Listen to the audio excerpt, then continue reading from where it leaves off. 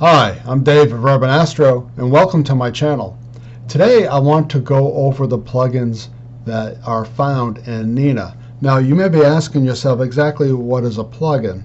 Plugins provide additional features and functionality that are beyond the base package. Now N.I.N.A, in its just straightforward base package, can do a lot of things, and you can image with it, which is the whole point of it. You don't need to use plugins. Plugins provide convenience or additional functionality or needs that are specific to the user. So to access plugins is pretty straightforward. You just come here to the Plugins tab, and you notice that there are two subtabs. There's what's been installed, and you can see here that no plugins have been installed yet. And then here's a list of all the plugins that are available. And there are a lot of plugins that are available. I'm not going to spend a lot of time going over all these plugins because there's too many and we'd be here for hours. Instead, what I thought I would do is I'd focus in on the plugins that I specifically think are important. And the first one that I want to highlight is the filter offset calculator. Now most of my rigs are mono, and so I'm running LRGB as well as HO&S, hydrogen alpha, oxygen 3, sulfur 2 filters. And even though I have N.I.N.A set, the N.I.N.A Pro, which I think is the 3 nanometer hydrogen, oxygen, sulfur filters, as well as the LRGB filters. They're all supposed to be parfocal, but they're not exactly parfocal. And what the filter offset calculator basically does, again, this is useful for mono folks. So if you do mono imaging and you've got all these different filters, this is a helpful plugin, because what it will do is it will run through each filter and it will do a series of autofocus runs, and then it will figure out what the offsets are, and then at the end it asks you whether or not you want to accept those offsets or not. And if you accept those offsets, it will update your autofocus tab with those particular offsets. So for instance, if we go here into options and we go to the autofocus tab, you see these right here. This is your autofocus filter offsets. So for me, this is a must-have, especially if you do monochrome imaging. The second, for me, important plugin is Hocus Focus. Now, N.I.N.A comes out of the box with fantastic auto guiding, but this particular plugin expands that functionality and that feature set, and it really does a fantastic job. You can go in, it does a great job at star detection, it does a great job at analyzing. What it does is that as you are getting your next exposure, your autofocus exposure, it's already working on what it had just taken, and so it tends to be a little bit faster than the regular autofocus, because what the autofocus does, it will take the exposure, it will wait and do the calculations, and then it will take another exposure. This basically will do the calculations while it's on to the next exposure, so it shortens that period of time up. But what's really nice about this is that it has an aberration inspector, so you can see whether or not your back distance focus needs to be adjusted. Are you too close to the sensor? Are you too far away from the sensor? Do you have tilt?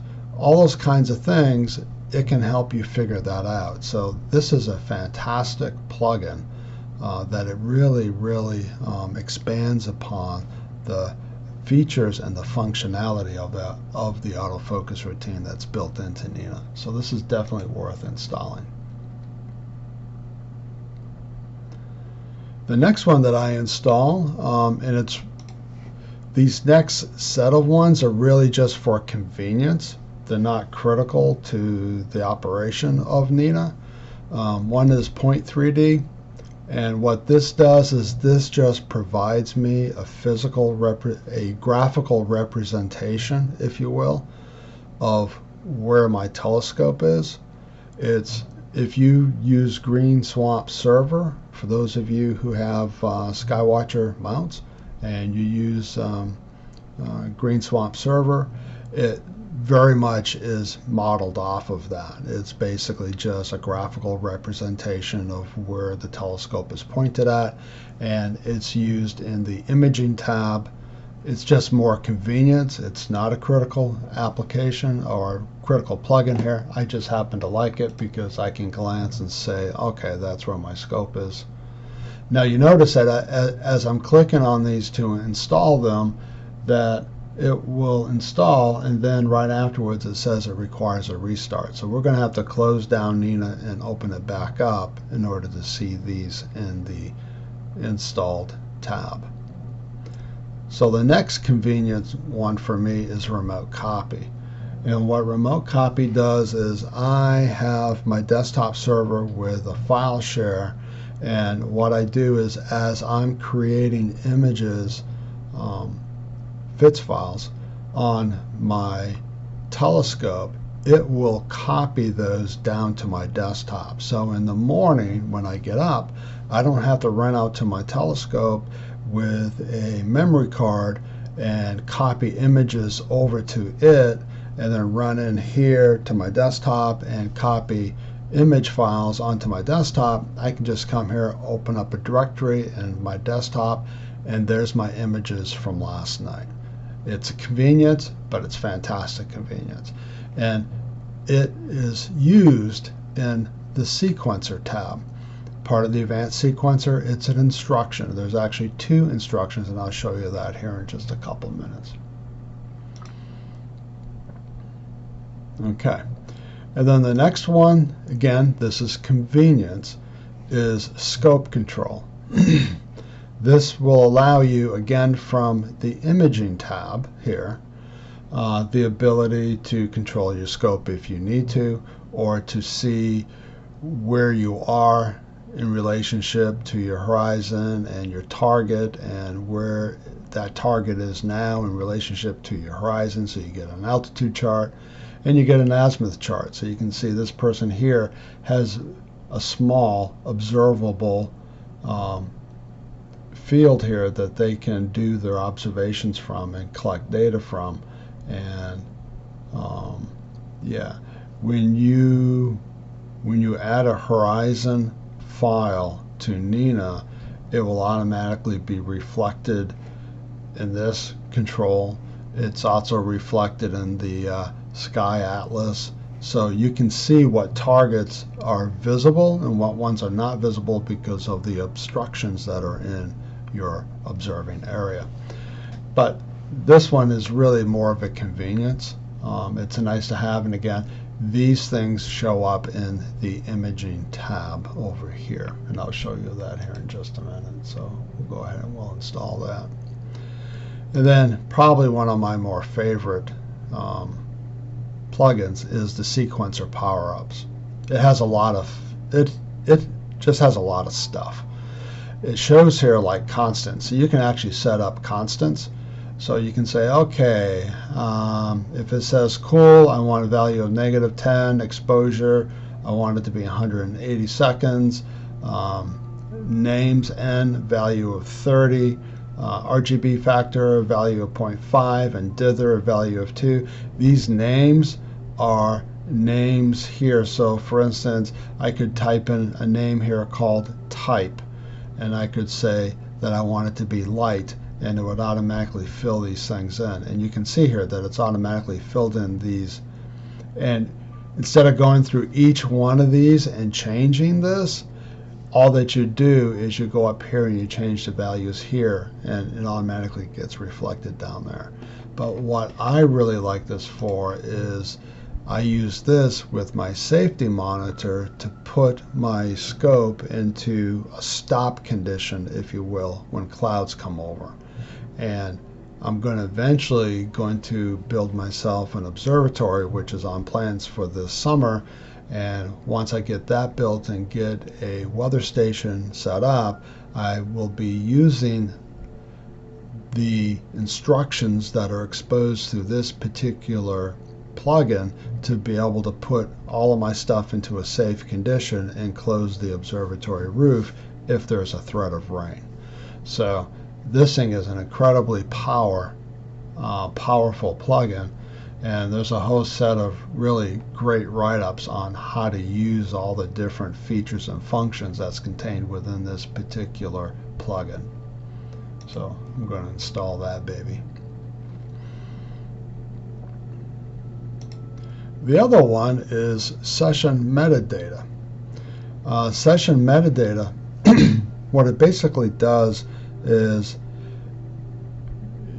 you set it up in the tab and it will create three CSV files for you, or if you want JSON files.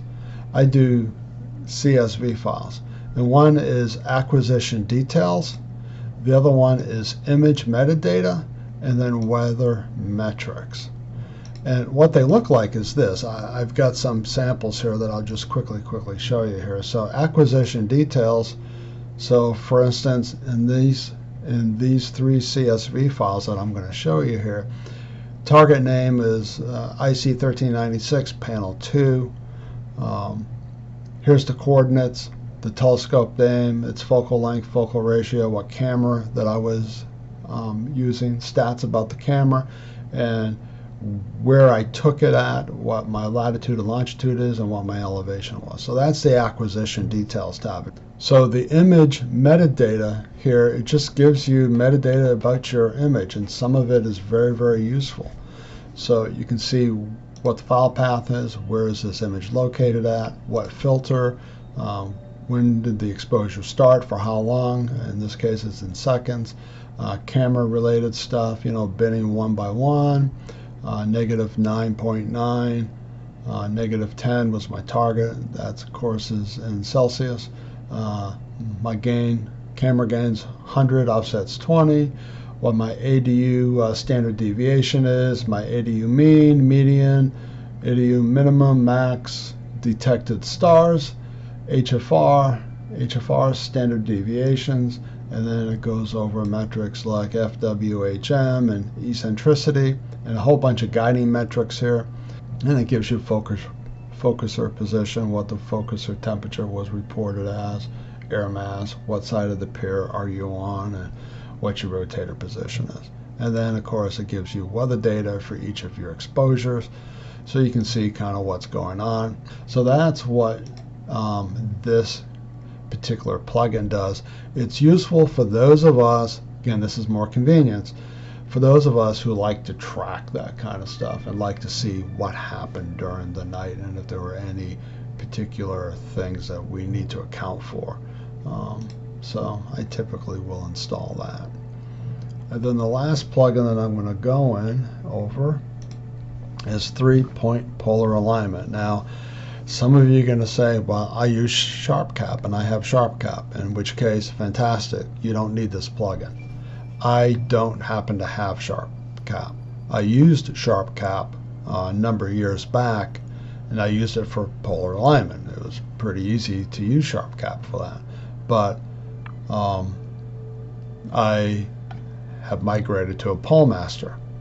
The problem is when I go to a remote site, I may and may not remember to bring my PoleMaster. There was one remote imaging session where I forgot my PoleMaster, but I had just installed this that afternoon, which saved me because it basically enabled me to polar align and go on and do my imaging. So this for me is just like a backup. I don't really need it. I hardly ever use it, but I know that it's there if I need it. You notice up here that the button says that it requires a restart, and you saw that for all these. Basically, we have to close N.I.N.A down and then open it back up for all the plugins to register in N.I.N.A. So we're going to go ahead and do that. And you notice down there that it was loading up all the different plugins. So if we go here to the plugin, you'll see install tab here, all these different plugins. Some of these have instructions on the actual tab here. So it's kind of funny. You can tell that some of these developers have a sense of humor. So here is options, nothing to see here, move along for filter offset calculator, which I find that kind of humorous, but I guess that's my humor. If you go here to the imaging tab though, you'll notice that now we have, filter offset calculator shows up right here as a tab on the imaging tab, and you can set up your filters, and it recognized all my filters, and you can say how many autofocus runs you want for each filter, and then if you just click that go button right there, it will start doing that. It will start the autofocus runs for all those filters, and it will calculate out what the filter offsets are, and it will then ask you if you want to accept those offsets, and if you accept those offsets, it will then update the table that is found in options autofocus. It will update this table right here. So that's very, very helpful. The Hocus Focus plugin, you can see that this one has options. And so you can come in here and you can configure these options. And so, for instance, on your autofocus runs, you can actually save out your autofocus runs. I used to do that, and it takes up a lot of room because it saves all the images from the autofocus runs. And you see here, this is where it really kind of helps you. Uneven hyperbolic fit and weighted hyperbolic fit. These things, so even if your focus points are not exactly right on that curve, as long as they kind of fit in, it will accept them and it will use them and help calculate out what that autofocus point is. Here, and then you got a star detector. You can click on advanced mode. Here you can do all kinds of things. I just accept the defaults. That calculates out of PSF. So basically, I pretty much accept what the defaults are. And then star annotator, again, I just accept all the defaults. I don't change anything here. But you can see you can turn off and on annotations. You can turn off and on show all stars, show star bounds, star bound type, and star bound color, and what the property is, HFR. You got full width, height, maximum, or eccentricity, PSF, rotation, PSF background, PSF peak. I just go with HFR. I just stay with the defaults, but you can go in here and you can change these values any way that you want. 0.3D, on the other hand, 0.3D, you got a few things here that you can change. I accept what the defaults are, and you'll see this in the imaging tab. This is where this guy shows up, and if you come here to telescope model, and there you are. And that's what I meant by it gives you a graphical representation of the position of your telescope. That's what that guy there does. Remote copy. You can show the remote copy window. Here's what the options are for a remote copy. This is exposed in the sequencer tab. If we're going to advanced sequencer, and we come up here and we hit robo and search on it, you got robo copy start and robo copy stop, and these are just, you put them into your advanced sequencer, you see the source and the destination. And then we come down to scope control. This is on the imaging tab, and that's these guys. So we've got an altitude chart, there's no telescope, azimuth chart, I don't know why it's not only is the telescope not connected, but we have no target selected. So but there's an azimuth chart. This shows this green right here is my horizon line, So this is my viewable sky that I can view. And then of course telescope control, like your basic telescope keypad, all that's available here. And then we go to sequencer power-ups. What this does, this is really reflected in the sequencer tab. Now the options here, there are some global constraints if you want to set them up. I don't really use this for global constraints. What I use this for is for the safety monitor.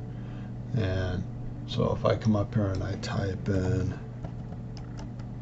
safety or safe, there we go, I get all these particular conditions. And again, they are all a combination of containers. Like these are all containers. This is right here, so trigger. This is just a condition. So you got all these things that you can add to your advanced sequencer, and this group right here is all exposed through the Powerups, which is the sequencer power-up plugin. So that's where those things come in handy. And session metadata, I think I've already showed you that. And then 3-point polar alignment. This again is going to be in your imaging tab, is where this shows up, and here it is, 3-point polar alignment. And yes, it works just like SharpCap does. So these are the plugins that come with, or that I have installed into N.I.N.A, and what these plugins do is they basically just extend the functionality. So hopefully this was somewhat helpful. I'm sorry it was longer than I expected to. I expected this to be a shorter, but I didn't want to just have you just watch me install plugins and not talk about them. So I'll probably do some videos on these specifically, like on the filter offset. When I actually go in and run that particular plugin, I'll probably do a video on that just so that you can see that. And is there any other ones? Yeah, you'll see the sequencer power-ups when I set up in my advanced sequencer to use my safety monitor and all that kind of stuff. I'll show you how that's all set up in the advanced sequencer when we talk about the advanced sequencer. And so that'll probably be a separate video just setting that particular piece up. So if this was helpful, please go ahead and like and subscribe. And until next time, clear skies and happy guiding.